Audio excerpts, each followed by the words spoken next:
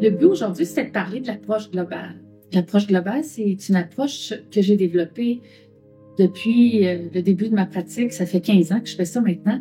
C'est vraiment de prendre la personne qui nous consulte puis la regarder dans sa globalité et à la fois de partir des prémices, leurs demandes qui les amènent en consultation, mais de les amener plus loin que ces prémices-là. Parce que ce ne sont que des guides que les patients nous présentent au préalable, mais il faut assurément aller plus loin parce que c'est nous qui présentons la compétence sur les différentes techniques disponibles, mais aussi sur toutes les considérations anatomiques qu'on doit avoir. Donc, en venant en consultation chez nous, c'est ce que vous allez avoir, c'est une consultation personnalisée, l'analyse de vos photos, 2 dimensions, 3 dimensions, puis là, ensuite, vous pouvez nous exposer quelles sont vos demandes, vos besoins.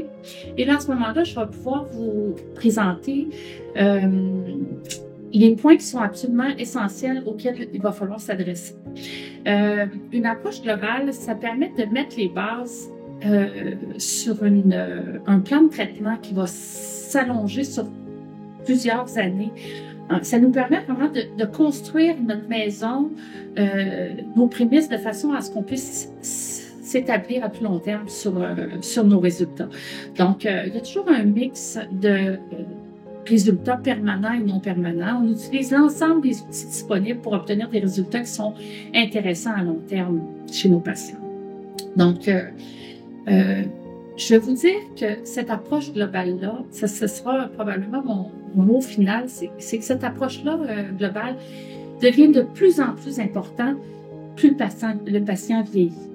Plus le patient est âgé, plus il est important d'avoir des considérations anatomiques, de bien évaluer l'ensemble du visage et de l'apparence générale du patient, parce que c'est à ce moment-là que nos petites anomalies de volume, nos petites anomalies qui font que l'observateur n'est pas capable de dire ce qui se passe, mais est capable de dire qu'il y a quelque chose qui est anormal.